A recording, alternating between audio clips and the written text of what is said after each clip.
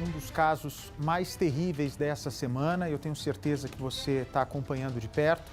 É o caso da mãe, junto com os 3 filhos, entre eles uma menina de 19 anos, que foram barbaramente atacados e mortos, segundo a polícia, pelo pedreiro que realizava uma obra dentro da casa deles, em Sorriso, no interior do Mato Grosso. Me dá as imagens do local, por favor. Nós já temos agora um áudio. Esse áudio que nós vamos passar a vocês é do pai da família, do marido dessa mulher, de 46 anos, que foi morta, a suspeita também de abuso sexual. Ele é caminhoneiro, estava fazendo um trabalho longe do local, tentava fazer contato com a esposa, não conseguia, tentava fazer contato com a filha, também não conseguia, até que ele manda um áudio para uma pessoa conhecida para tentar buscar ajuda, para que alguém fosse até a casa dele, verificasse se o carro da esposa estava no local, se tinha alguma coisa diferente no lugar. Essa é a imagem, Percival de Souza, esse homem que você está vendo agora, esse é o momento exato da prisão. O nosso Cidade Alerta acompanhou de perto o momento da prisão do pedreiro. Do pedreiro que foi colocado na cena do crime graças ao chinelo. O chinelo foi fundamental para que a polícia tivesse a mais absoluta certeza de que este homem, que estava trabalhando numa obra contratada pela própria patroa, fosse o responsável dessa chacina. Aí está o local do crime, o chinelo que foi a peça-chave para elucidar todo o mistério. Você vai acompanhar comigo agora o áudio do pai desesperado. Coloca no ar esse áudio, por favor. Como é que é? Não entendi. Cadê o vídeo das meninas, por favor? As pequenininhas. Há indícios de abuso sexual. É uma tristeza. Olha aí, ó.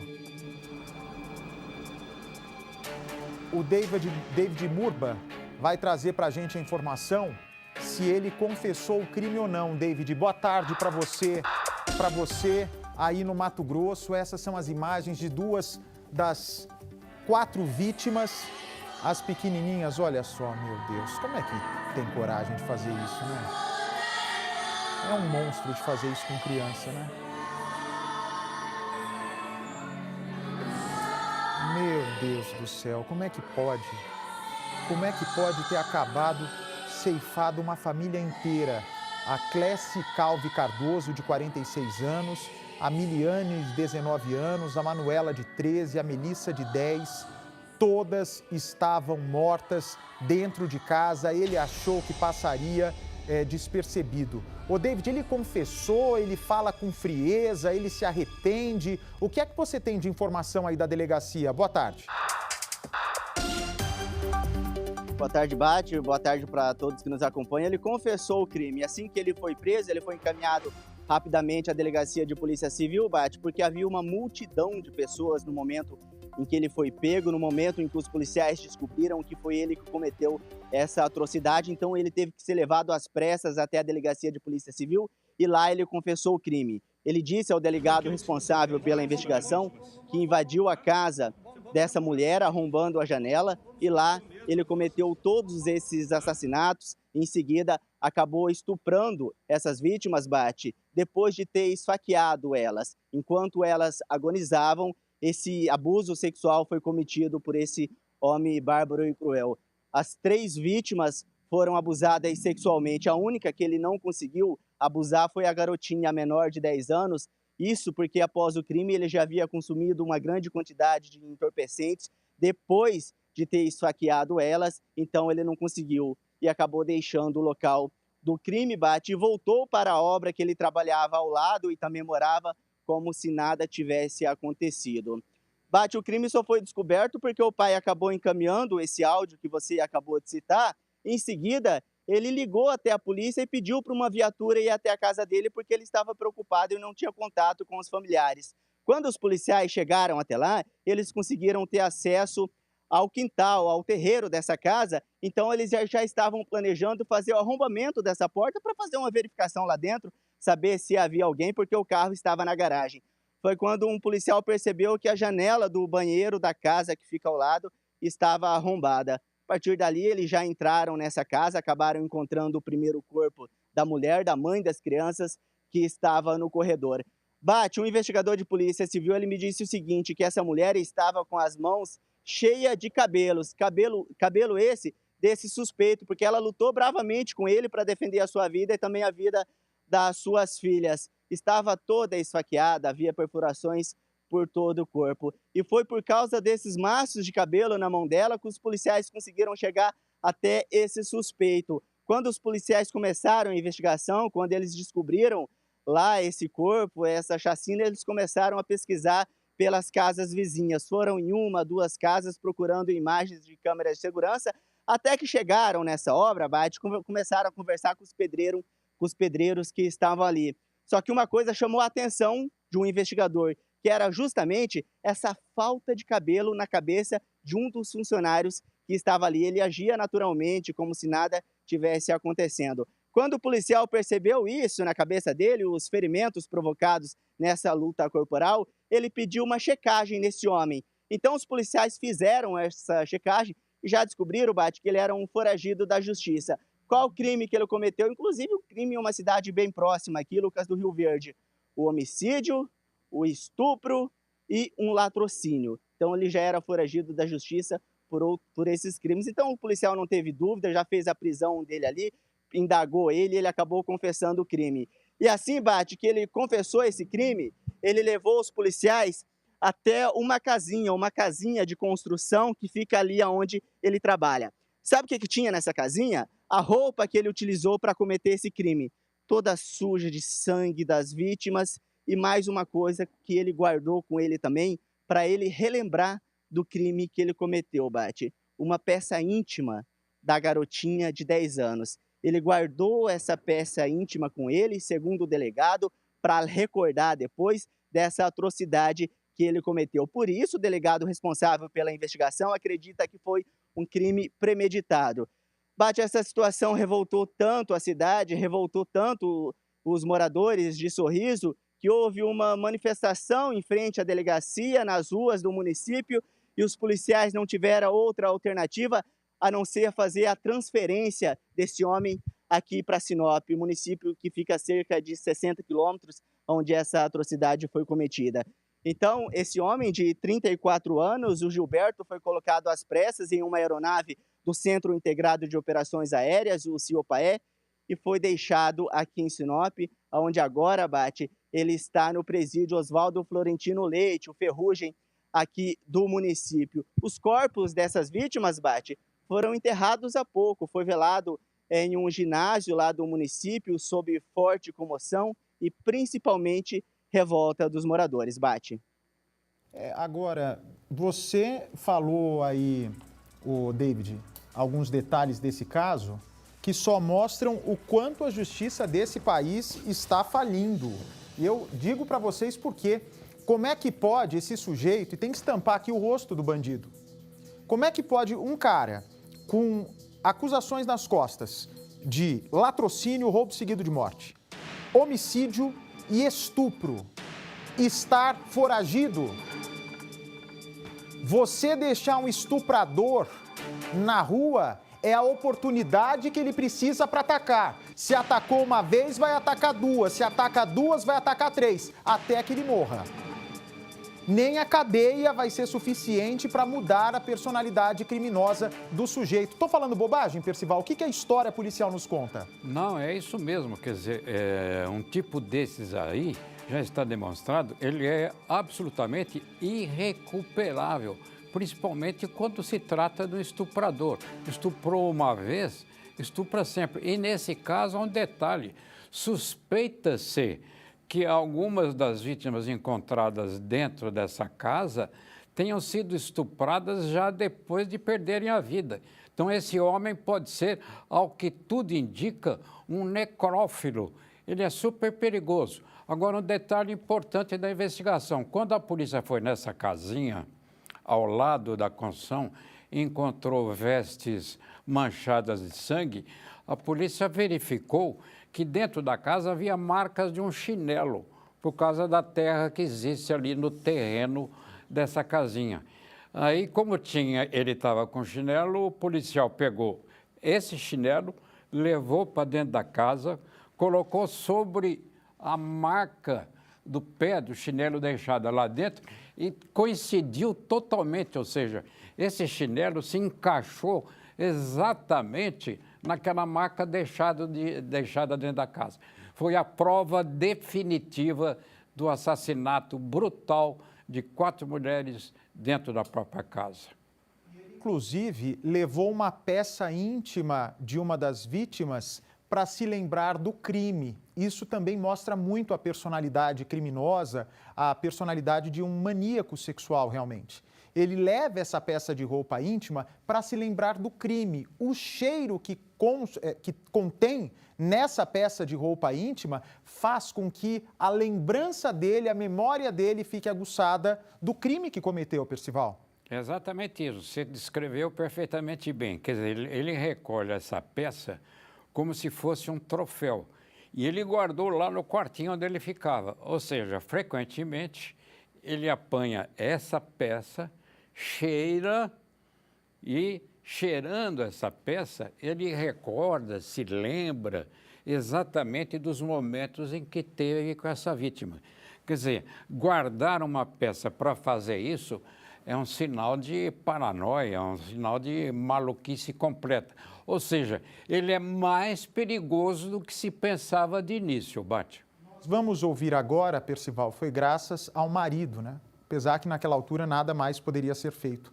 O marido dessa mulher, pai desses 3 filhos, dessas 3 meninas, que mandou um áudio pedindo para uma pessoa dar um pulo na casa dele para saber por que a esposa não respondia, para saber por que a Melanie não respondia, porque ninguém dentro daquela casa dava sinais de vida. E foi aí que essa pessoa compareceu ao local e descobriu a tragédia que havia acontecido dentro daquela casa. Acompanhe comigo esse áudio. Você tem algum amigo ali em Sorriso ali que faz uns corre pra gente lá, cara? Rapaz, eu tô desde sexta-feira, cara, de noite sem contato com a minha família lá, com a minha mulher, minhas filhas, cara, tudo desligado os telefones, louco. Eu já tô ficando preocupado aqui, cara. Eu mando mensagem, não me responde, eu ligo no WhatsApp, não atende, eu ligo no telefone normal, vai direto pra caixa de mensagem. Só que daí não tem nem como eu passar endereço pra ninguém, né, cara? Eu achei que você tava em Sorriso, eu ia pedir pra você ir dar uma olhada lá pra mim, lá, passar lá em frente de casa, olhar por baixo lá do portão, ver se o carro tá em casa, ver se tem algum movimento de gente lá. Rapaz, eu tô preocupado, cara. Desde sexta-feira, o último contato com elas foi na sexta-feira à noite, no sábado de manhã, ontem de manhã mandei mensagem, não me responderam e nada, e sempre responde, cara. Nossa, e todas pequenininhas, né? As 2 pequenininhas, a outra menina de 19 anos de idade, a outra senhora não chegou nem na metade da vida, né? Muito triste como a nossa legislação está toda errada, como a nossa legislação brasileira pune o inocente com imposto, com dificuldade para fazer tudo. O trabalhador honesto no Brasil, ele tem que trabalhar 3 meses e meio do ano para pagar os seus impostos, enquanto o bandido é só beneficiado. A gente parece que paga o salário dos políticos, que primeiro eles pensam neles, né? Primeiro eles pensam neles. Ter o fórum privilegiado, que os seus interesses sejam atendidos, fazem as emendas que podem atender às suas questões pessoais. E depois vem o povo. Quando chega para o povo, daí já acabou o dinheiro. Tem dinheiro para tanta coisa nesse país, mas para deixar bandido a vida inteira trancado na cadeia, que é o caso de um sujeito como esse, estuprador, homicida, se você não deixar na prisão perpétua, ele vai sair e vai atacar novamente. Infelizmente, essa é a realidade. Nosso repórter está com o delegado do caso? Já está me dá a imagem, por favor. Enche a tela. Atenção, o delegado do caso, neste momento, vai falar com o Cidade Alerta. É o delegado que fez um trabalho incrível. A informação também que eu tenho é que, além de perceber o tamanho do chinelo, que era compatível com as pegadas que estavam na construção, que estavam no local onde os corpos foram encontrados, eles também enviaram a areia que foi localizada na sandália, no chinelo, e vão fazer um confronto com a areia do local onde aconteceu o crime. Esta também Prova do Instituto de Criminalística Percival de Souza será cabal para esse homem não escapar da condenação no tribunal do júri. Sem dúvida nenhuma, Bart. Você vê que essa areia que estava lá no chinelo, ela vai ser, pela criminalística, comparada exatamente com a areia que se encontra nas proximidades do lugar onde o pedreiro ficava. E você tem toda a razão, esse homem jamais poderia estar solto. Agora, ele é tão premeditado, você vê que ele planejou e premeditou. Por que estou dizendo isso? Porque ele sabia, Bart, que o marido dessa senhora não estava em casa. Ele sabia que o homem não estava em casa. Então, ele se aproveitou dessa ausência, arrombou uma janela, invadiu a casa, matou as mulheres e as estuprou. É um homem perigosíssimo, Bart. Atenção, atenção, nosso repórter com exclusividade está agora com o delegado que conseguiu pôr fim ao mistério. O delegado do caso, atenção, vem cá, parabéns à Polícia de Sorriso, parabéns à Polícia Civil do Mato Grosso. Nossa, imagina o pai como tá. Daqui a pouco nós vamos até o velório e o enterro dessas mulheres todas, dessa família toda. E eu quero parabenizar também o Tribunal do Júri que condenou aquele assassino frio, aquele bandido do Vanderlei, no caso da Lucilene. Eu estava ausente do Cidade Alerta na quinta-feira. A sentença saiu às 11 horas da noite da quarta passada. Condenaram esse homem, sempre frio, sempre calculista, e tentaram ainda botar a culpa na televisão. Como se a televisão tivesse cometido o crime. Você, Vanderlei, é o bandido, assassino, frio, perigoso, vai pagar caro. Se depender de mim e da vontade do povo brasileiro, você apodrece na cadeia até o último dia da sua vida. Tranqueira. Deixa eu ver o delegado do caso, pode pôr no ar. Isso mesmo, Bate, um crime que chocou o município aqui de Sorriso, com pouco mais de 110 mil habitantes, município localizado a 400 quilômetros de Cuiabá. Uma família foi encontrada morta na manhã desta segunda-feira. A mãe e também 3 filhas. A mãe, a Miliane Calvi Cardoso, de 19 anos. A filha, Manuela Calvi Cardoso, de 13. A Miliane Calvi Cardoso, de 19 anos. E a Melissa Calvi Cardoso, de 10 anos de idade.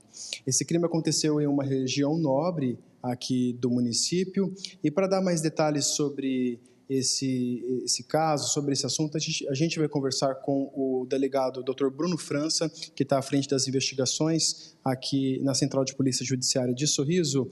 Doutor, seja muito bem-vindo ao Cidade Alerta e conta para a gente como que a polícia chegou até esse suspeito. Boa tarde, né? Infelizmente é uma situação trágica, a gente espera nunca ter que passar por uma coisa dessa. Exercício da profissão, mas a polícia foi acionada na manhã dessa segunda-feira, né, a respeito de uma cena de crime chocante, né? A Polícia Civil, me desloquei até o local junto com os investigadores de polícia, né, o Bruno, o Márcio e o William, a princípio, e ao chegar no local a gente se deparou com uma cena muito forte, uma família inteira havia sido assassinada, né, com sinais claros de violência sexual em quase todas as vítimas.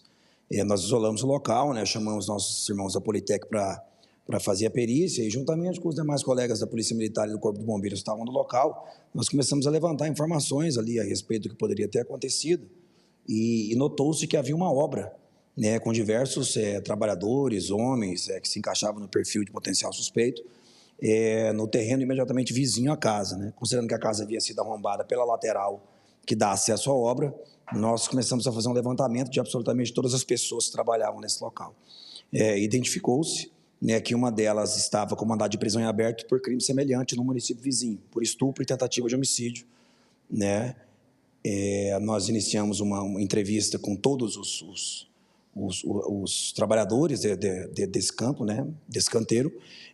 Percebeu-se rapidamente que o rapaz estava mentindo, né, que estava tentando ocultar a sua identidade, e bem como seu passado, e considerando que havia uma quantidade imensa de pegadas na cena do crime, né, nas poças de sangue já secas, com perfeita possibilidade de comparação, bem como que as vítimas haviam arrancado muito cabelo do agressor, nós recolhemos, né, os calçados de todos os trabalhadores e, como a gente esperava, exatamente o rapaz que estava com mandado de prisão em aberto apresentava uma ferida na cabeça com retirada, né, de cabelo e o seu calçado deu uma combinação perfeita com as pegadas, e aí nós confrontamos ele com mandado de prisão e imediatamente confessou o crime, entregou as roupas usadas, né, no crime, todas manchadas com o sangue das vítimas, a arma do crime, bem como as roupas íntimas das vítimas que ele havia levado como lembrança, né, que é uma característica comum em crimes sexuais cometidos por predadores em série. Exatamente isso que a gente ia abordar, doutor. Qual que foi a reação dele ao ser questionado referente ao chinelo, ao calçado? Imediatamente confessou, não apresentou nenhuma resistência, né? Até porque é uma prova pericial, né? Uma pegada perfeita, e já seria preso de qualquer forma, porque tinha 2 mandados de prisão em aberto, um por latrocínio, no município de Mineiros, em Goiás, e o outro por estupro e tentativa de homicídio, crime com modus operandi muito semelhante a esse, no município de Lucas do Rio Verde.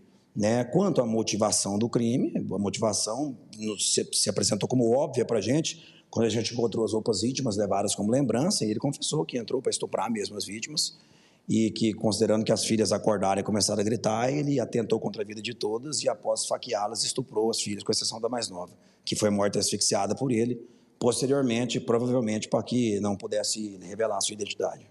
Certo. E, doutor, após, então, a prisão deste indivíduo, ele foi trazido aqui para a cadeia, para a delegacia de Sorriso e depois transferido, é isso? Se nós somos uma cidade pequena e é um crime de uma violência desproporcional e desnecessária. Então, causou uma comoção muito grande na população, ele foi trazido para a delegacia, iniciou-se o procedimento flagrancial dele, ele foi ouvido, confessou o crime, só que a gente entendeu por bem transferi-lo de helicóptero para Sinop para evitar que a população tentasse invadir a delegacia para tentar contra a sua vida, né? Afinal, vai ser colocado à disposição do Poder Judiciário para que responda pelos crimes que cometeu. Então, realmente, ele já não se encontra mais aqui na cidade de Sorriso, já está, inclusive, no presídio em Sinop. Certo. Delegado Bruno França, muito obrigado pelas informações do senhor. Bate, é esse o contexto aqui desse crime que chocou o município de Sorriso. Eu volto com você. Isso aqui, meninas, né, meigas, lindas. Olha, minha solidariedade, daqui a pouco... O Ligeiro está me ouvindo? Está me ouvindo, Ligeiro? Estou ouvindo sim, Bate. Assim que já tivermos o sinal lá da região, do velório, do enterro, você me chame, caso é prioritário para que a justiça seja feita em sua plenitude e para que esse responsável pague e pague muito caro por essa tragédia cometida contra uma família tão doce, tão honesta, tão linda. Meus sentimentos, o Brasil todo se sente afetado, atingido, atacado por esse crime tão brutal, tão brutal.